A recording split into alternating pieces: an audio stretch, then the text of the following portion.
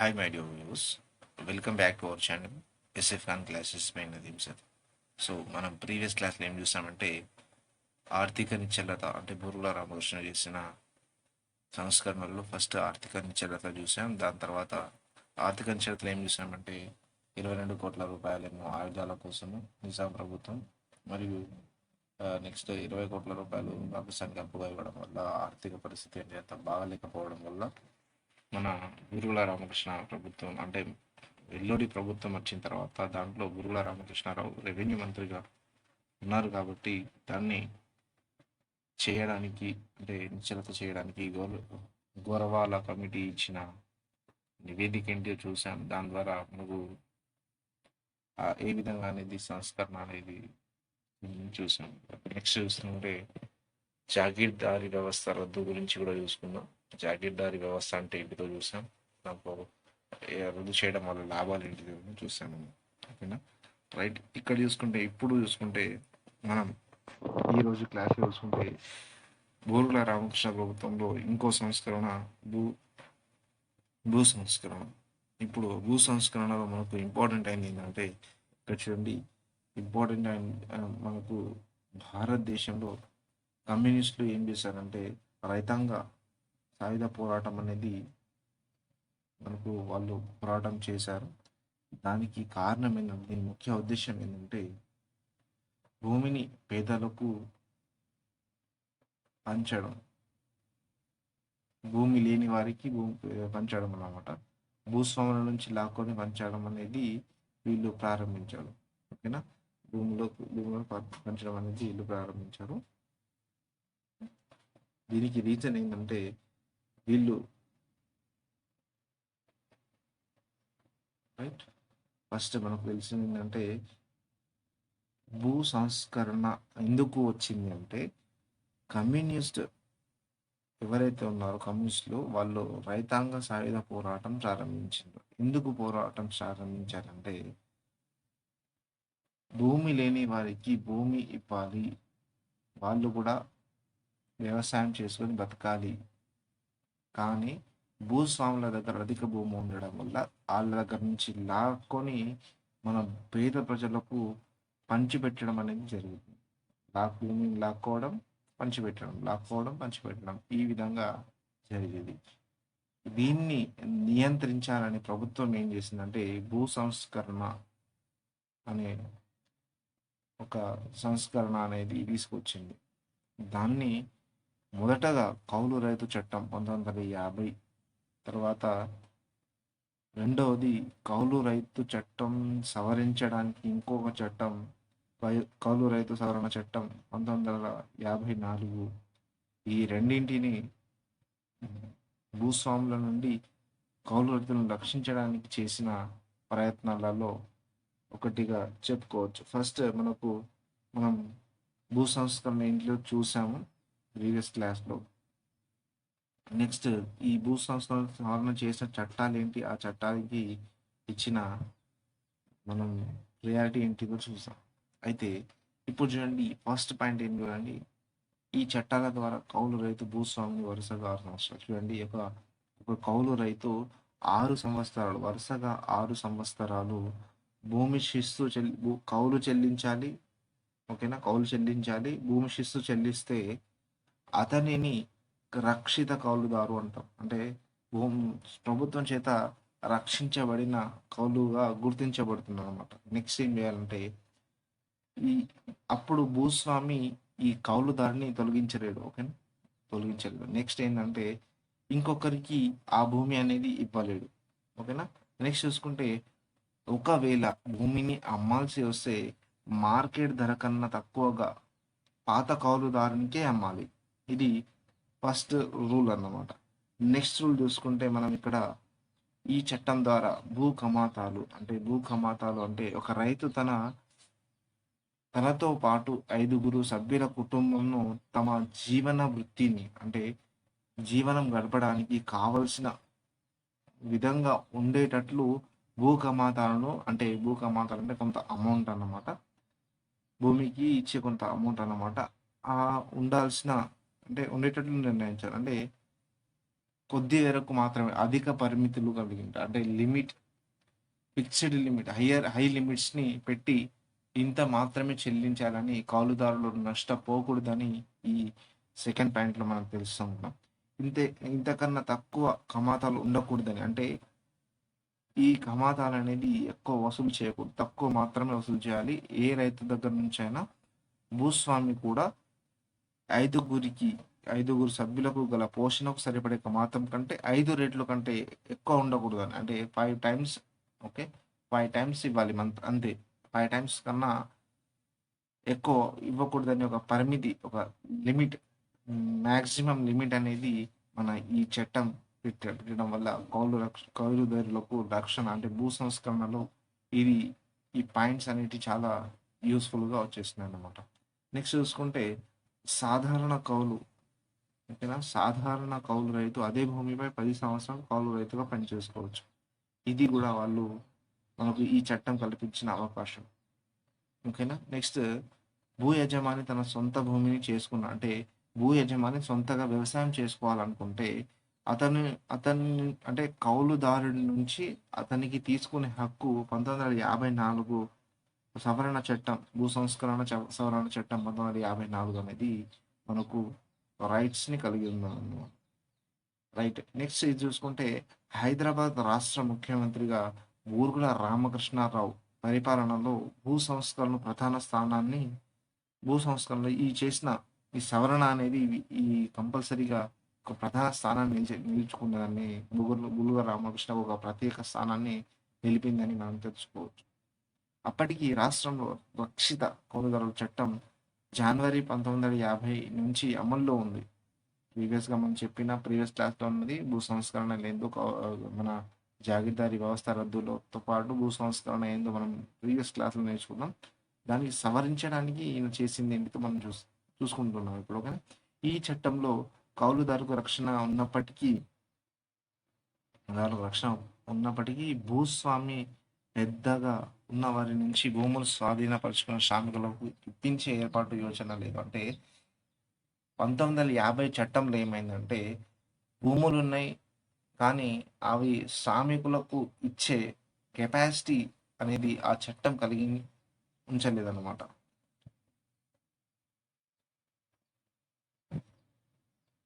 ఇక్కడ ఏమైంది అప్పుడు, ఈ ఏర్పాటు, అంటే ఆ ఏర్పాటు సవరణ ద్వారా చేయబడింది. అంటే ఇంతకుముందు భూస్వాముల దగ్గర భూములు తీసుకోవాలి మరియు పండించాలి అని ఈ శ్రామికులకు ఏం చేసిందంటే ఇచ్చేవాళ్ళు ఎక్కువ లేదు. కాబట్టి ఇప్పుడు ఏం చేసిందంటే ఈ లిమిట్స్ పెట్టడం వల్ల, అంటే 6 ఇయర్స్కి 6 ఇయర్స్కి భూమి శిస్తు చెల్లించాలి, దాంతోపాటు 6 ఇయర్ కౌలు కూడా చెల్లించాలి అని ఈ లిమిట్స్ పెట్టడం, మరియు ఐదుగురున్న కుటుంబానికి సరిపడా 5 టైమ్స్ మాత్రమే ఇవ్వగలగాలి.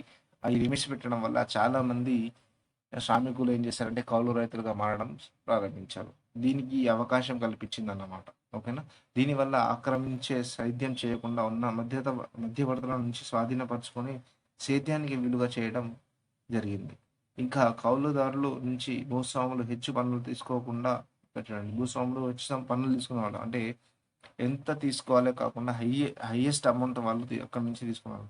దాన్ని నిరోధించడానికి ఈ చట్టం కూడా ఉపయోగపడింది. 1954లో మనకు భూ సంస్కరణ చట్టం అన్నమాట. ఓకేనా, చివరికి ఆనాటి ప్రభుత్వం పెద్ద భూస్వాములు సేద్యం చేయకుండా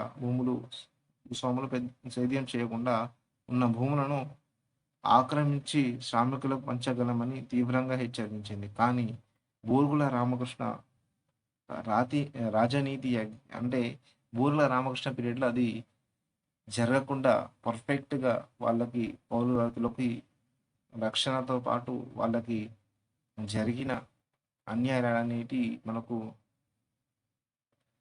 న్యాయంగా మారిపోయాను. అన్యాయాలు అనేది న్యాయంగా చేకూర్చడం జరిగింది. ఎవరి పాలన అంటే బూర్గుల రామకృష్ణ పాలనలు. ఓకేనా, మన దేశంలో భూ కమాతాలు గరిష్ట పరిమితిని విధించిన, అంటే హయ్యెస్ట్ లిమిట్స్ పెట్టారు. అంటే భూస్వాములు కౌలుదారులను దోచుకోకుండా హయ్యెస్ట్ లిమిట్స్ పెట్టి మన పరిపాలన చేసింది ఎవరంటే బూర్గుల రామకృష్ణారావు అనేది మనకు చరిత్రలో ఒక పేరు అనేది వినబడుతుంది. రైట్. నెక్స్ట్ చూసుకుంటే 1954 హైదరాబాద్లో కౌలుదారీ వ్యవస్థ భూముల చట్టాన్ని సవరణ ప్రవేశపెట్టి ఇంకా ఇక నుంచి భూస్వాములు తమ భూములు సాగు చేసే కౌలుదారులకు ఏ పరిస్థితుల్లో అయినా బేదఖలు అంటే కొన్ని సందర్భాల్లో ఏమయ్యేది, నేను ఒక రైతుని నేను కౌలు తీసుకున్నా, నాకన్నా హయ్యెస్ట్ అమౌంట్ తీసుకొచ్చి ఇంకో రైతు వచ్చి నేను ఇంకా హయ్యెస్ట్ అమౌంట్ ఇస్తాను, నాకు మీ భూమి కావాలి అని అంటే అప్పుడు ఇచ్చేసేవారు అన్యాయం చేసి. కానీ ఈ చట్టం రావడం వల్ల ఏమైందంటే, నేను ఎప్పటిదాకా అయితే నా లిమిట్ ఉంటుందో, ఎన్ని సంవత్సరాలు అయితే నా పీరియడ్ ఉంటుందో ఆ పీరియడ్ ఆఫ్ టైంలో నన్ను ఎవరు తొలగించలేకుండా ఈ చట్టం అనేది మనకు యూస్ఫుల్గా వచ్చింది.